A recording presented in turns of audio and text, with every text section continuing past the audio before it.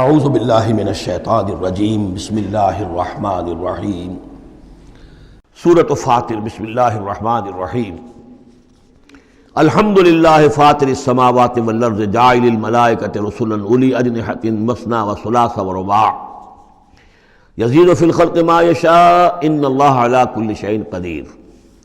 کل حمد و شکر اللہ کے لیے ہے، فاطر السماوات والارض، زمین اور آسمان کا بنانے والا، عدم کے پردے کو چاک کر کے اس سے وجود بخشنے والا۔ یہ فا سے جو الفاظ عربی زبان میں آتے ہیں، ان میں توڑنا، چاک کرنا، پھاڑنا، یہ کیفیت جو آپ کو ملے گی۔ فطر جو یہاں آیا ہے، فلق، فرق، فلاح، فتح، فصل، اور فطر تیز کے ساتھ بھی ایک فطر ہے۔ فطرت الوحی، وہی جو ہے رکی رہی، علی فترۃ من الرسل، رسولوں کا ایک سلسلہ 600 برس تک رکا رہا، وہ تیز سے فطر ہے۔ یہ ہے فے تارا، اس میں ہے عدم کا پردہ چاک کر کے اور وجود میں لانا۔ الحمدللہ فاطر السماوات والارض، جو آسمان اور زمین کو پیدا کرنے والا ہے، جاعل الملائکۃ رسلا، جو بنانے والا ہے فرشتوں کو پیغام رساں۔ فرشتے ہیں کہ جو لاتے ہیں پیغام، وہی لاتے ہیں۔ اولی اجنحۃ، وہ پروں والے ہیں، مثنا کسی کے 2 ہیں، وہ ثلاثہ اور کسی کے 3 پر ہیں، وہ رباع اور کسی کے 4 ہیں۔ جیسے ہمارے ایئر کرافٹس ہیں کہ 2 انجنوں والا بھی، 4 انجنوں والا بھی، اسی طریقے سے اللہ تعالیٰ نے ان فرشتوں کو 2 3 اور 4 پر عطا کیا۔ اب ہم پر نہیں سمجھ سکتے کہ وہ کیا ان کی حیثیت ہے، لیکن یہ کہ ایک تمثیل کے اعتبار سے میں نے عرض کیا۔ یزید فی الخلق ما یشاء، اور اللہ تعالیٰ اب تخلیق میں جو چاہتا اضافہ کرتا رہتا ہے۔ ان اللہ علی کل شیء قدیر، وہ جو علامہ اقبال نے کہا ہے کہ یہ کائنات ابھی ناتمام ہے، شاید کہ آ رہی ہے دمادم صدائے کن فیکون، اور یہی سائنس بھی بتا رہی ہے کہ ابھی کریشن کا سلسلہ جاری ہے، نئے سٹارز وجود میں آ رہے ہیں، نئی چیزیں، نئی گیلیکسیز بن رہی ہیں۔ یزید فی الخلق ما یشاء، اپنے خلق میں جس طرح چاہتا ہے اضافہ کرتا ہے۔ ان اللہ علی کل شیء قدیر، یقیناً اللہ تعالیٰ ہر چیز پر قادر ہے۔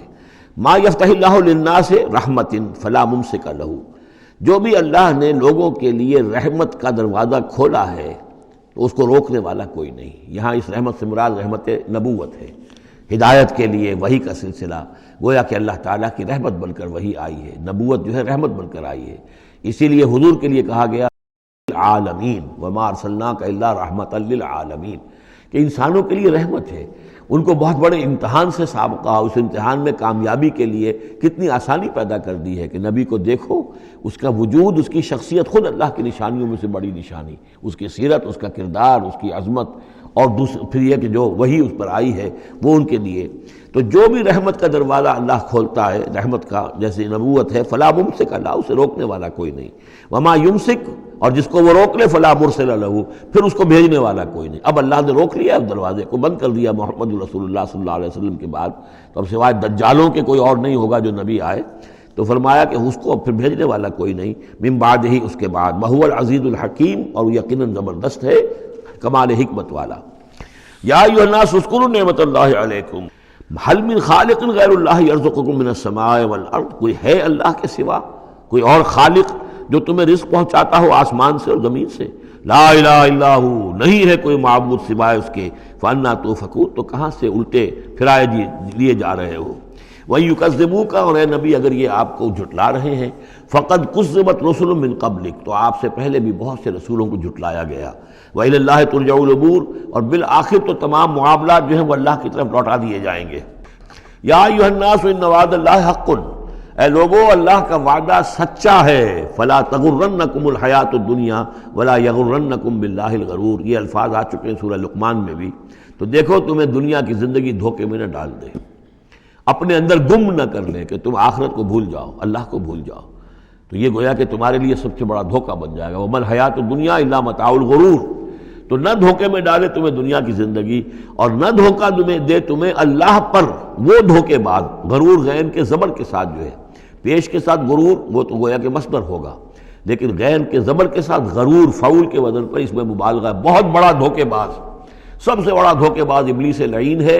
اور وہ کچھ لوگوں کو اس طریقے سے برگلاتا ہے، اللہ بڑا کریم ہے، بڑا شفیق ہے، بڑا وہ تو مغفرت کرنے والا ہے، نہ کاہے کی فکر تمہیں پڑ گئی ہے، تم نے کون سے بہت بڑے گناہ کر لیے، بس سودی کاروباری تو ہے نا، اور کیا ہے۔ یا تم نے فلاں کام کر لیا ہے، کون سی بڑی بات ہے، اللہ بڑا غفور ہے، چلتے جاؤ اور کرتے جاؤ جو کچھ کر رہے ہو۔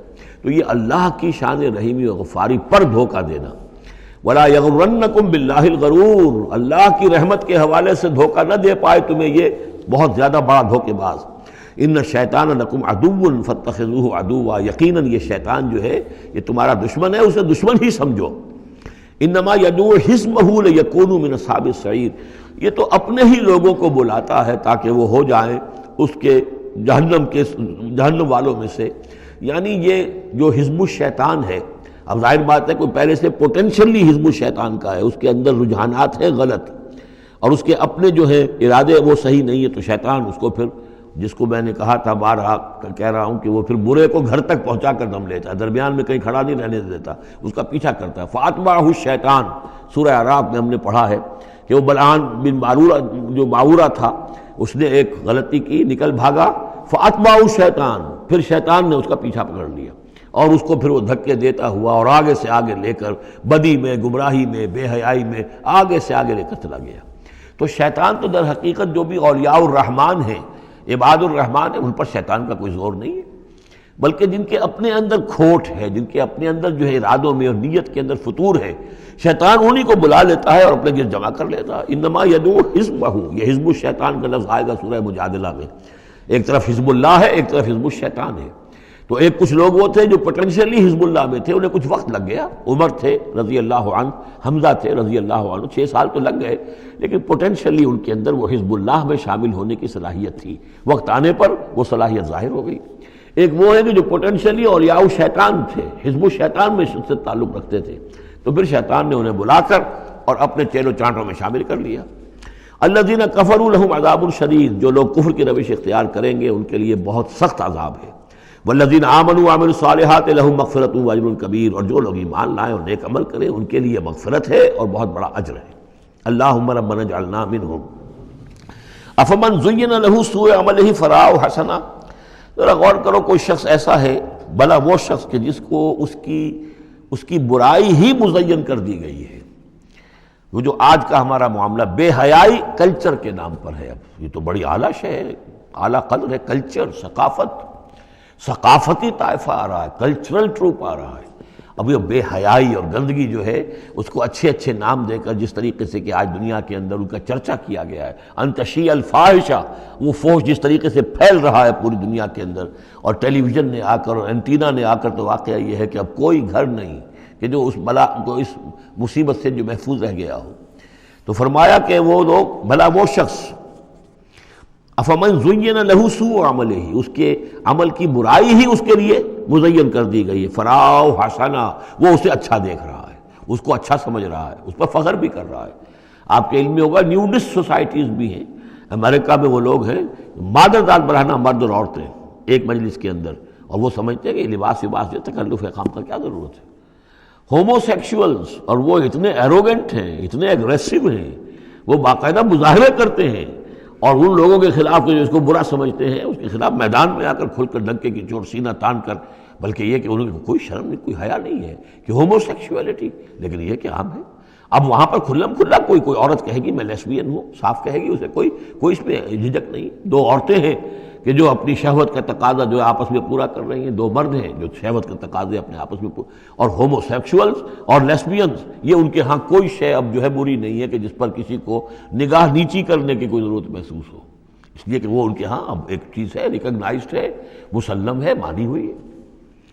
افمن زین لہ سوء عملہ فرآہ حسنا فإن اللہ یضل من یشاء ویہدی من یشاء، تو اللہ تعالیٰ گمراہ کر دیتا ہے جس کو چاہتا ہے، ہدایت دیتا ہے جس کو چاہتا ہے۔ یہاں یہ من دونوں طرف جائے گا، جو چاہتا ہے کہ ہدایت پائے اسے اللہ ہدایت دیتا ہے، اور جو چاہتا ہے ضلالت اللہ اسے گمراہی کرتا ہے۔ فلا تذهب نفسک علیہم حسرات، تو اے نبی آپ کی جان ان لوگوں پر حسرت کے اندر، صدمے کی وجہ سے، غم کی اور اندوہ کی وجہ سے آپ اپنے آپ کو ہلاک نہ کریں، اپنی جان نہ گھلائیں، جس کو ہم کہتے ہیں جان گھل رہی ہے محمد رسول اللہ کی۔ یہ بالکل وہی بات ہے جو اس سے پہلے آ چکی ہے، فَلَعَلَّكَ بَاخِعٌ نَفْسَكَ أَلَّا يَكُونُوا مُؤْمِنِينَ، سورہ شعراء میں۔ اے نبی شاید آپ اپنے آپ کو اس صدمے اور رنج سے ہلاک کر لیں گے کہ یہ ایمان نہیں لا رہے۔ تو فَلَا تَذْهَبْ نَفْسُكَ عَلَيْهِمْ حَسَرَاتٍ، تو اے نبی آپ کی جان جو ہے نہ گھلے ان لوگوں پر صدمے اور رنج کی وجہ سے. ان اللہ علیم بما یصنعون، یقیناً اللہ جانتا ہے، بخوبی جانتا ہے جو کچھ یہ کر رہے ہیں. صدق اللہ العظیم.